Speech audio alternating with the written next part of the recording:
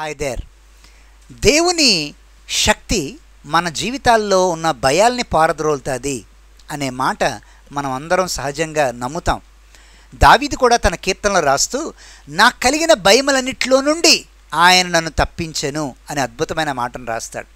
ఈ ఉదయకాలం దేవుడు సింహాసనాసీనుడై ఉన్నాడు అనే సత్యాన్ని మీ ముందుకు తీసుకురావడానికి పరిశుద్ధాత్ముడు నన్ను ప్రేరేపించగా, ప్రకటన గ్రంథం 1వ అధ్యాయంలో ఈ మాట నేను చదవాలని ఆశిస్తున్నాను. మరి మీరు కూడా బైబిల్లో వీలైతే చూడగలిగితే అది మీకు దీవెనగా ఉంటుందని నా అభిప్రాయం. ప్రకటన గ్రంథం 1వ అధ్యాయం 17వ వచనంలో, నేను ఆయన చూడగా చచ్చిన వాని వలె ఆయన పాదముల మీద పడితిని, ఆయన తన కుడి చేతిని నా మీద ఉంచి నాతో ఇట్లనెను, భయపడకుము. అద్భుతమైన మాట. పునరుద్ధానుడైన యేసు గెత్సెమనే తోటలో ఆ రోజు మగ్దలేని మరియకు మొదలగు వారందరికీ, ఆ తరువాత ఆ కనబడిన వారందరికీ ఆయన చెప్పిన మొదటి మాట భయపడకు. అదే మాట ప్రకటన గ్రంథంలో ఆత్మావశుడైన యోహాను, పునరుద్ధానుడైన యేసుని చూసిన యోహాను ఇప్పుడు సింహాసనాసుడైన యేసుని చూస్తూ చచ్చిన వాని వలె ఆయన పాదాల దగ్గర పడగా ఆయన నోట్లోంచి వచ్చిన మొదటి మాట భయపడకు. జీవితంలో మనిషిని వెంటదరేది భయాలు. భవిష్యత్తు గురించిన భయం, చదువుని గురించిన భయం, ఉద్యోగాన్ని గురించిన భయం, రకరకాల భయాలు మానవులను వెంట జరుగుతూనే ఉంటాయి. మాట్లాడుతున్న నన్ను కూడా చాలా భయాలు వెంట జరుగుతుంటాయి. నేను మనిషినేగా.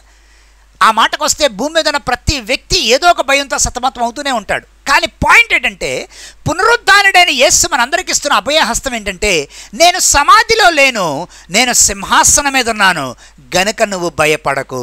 దేవునికి స్తోత్రం కలుగునుగాక. మనం ఆరాధించే దేవుడు సమాధిలో లేడమ్మా. మనం ప్రార్థించే దేవుడు సమాధిలో లేడయ్యా. మనం నమ్ముకున్న దేవుడు సమాధిలో లేడు. ఆయన సింహాసనాసీనుడై ఉన్నాడు. ఆయన సింహాసనం మీద ఉండి విశ్వానంతటినీ కూడా తన కృప చొప్పున ఆయన పరిపాలిస్తున్నాడు. ఆయన అంటున్నాడు, యోహాను భయపడకు. ఎందుకంటే యోహాను రోమా సామ్రాజ్యంలో భక్తి చేస్తున్నాడు. రోమా సామ్రాజ్యపు ఆధిపత్యం చేస్తున్నటువంటి ఆ రోజుల్లో క్రీస్తు శిష్యుడిగా బతకడం చాలా కష్టం. అందుకే కదా రోమా సామ్రాజ్యపు సైనికులు, చక్రవర్తులు అతని పద్మాస్ ద్వీపంలో పడేసింది. చక్రవర్తిని ఆరాధించనందుకు తీసుకొచ్చి పద్మాస్ ద్వీపంలో పడేశారు. ఈ ఉదయకాలం భయాలు చాలా యోహాన్ని తరుముతున్నట్లుగా మనం గమనిస్తాం లేఖన భాగంలో.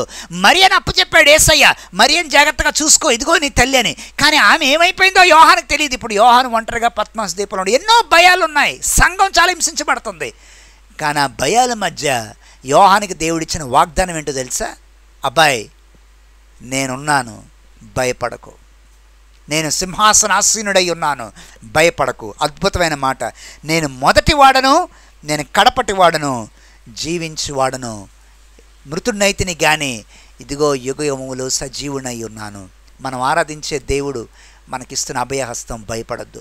అరుణోదయం అనే దైవ ధ్యానం చూస్తున్న నువ్వు ఏ భయాలతో ఈవేళ లేచావో, ఏ బాధ్యతల నడుమ ఈవేళ లేచావో, ఏ బరువుల మధ్య నీ జీవితాన్ని ఈవేళ సాగించడానికి నిట్టూర్పులతో లేచావేమో, ఈ మాట నీకోసమే. నీ భయాల్ని అన్నీ పారద్రోలే మహాభగవంతుడు మనకున్నాడు. ఆయనే నజరేయుడైన యేసుక్రీస్తు. నీ భయాల్ని సమాధి చేయి, ఆయన మీద విశ్వాసానికి పదును పెట్టు. దేవుడు ఈ సంవత్సరం నీ భయాలన్నిట్లో నుండి నిన్ను విడిపించి మహిమకరమైన భవిష్యత్తు నీకు దయచేయనుగాక. డే స్ప్రింగ్ అరుణోదయం అనే దైవ ధ్యానాలని మీరు ప్రభువులో ఎదగాలని, దేవుని గురించిన అవగాహన స్థాయిలో మీరు పెరగాలని ప్రేమతో మీకు అందిస్తున్నాం. వినండి, బలపరచబడండి. దేవుని యొక్క గొప్పతనాన్ని రుచి చూసి తెలుసుకోండి. దేవుడు మిమ్మల్ని దీవించునుగాక. All the best. God bless you.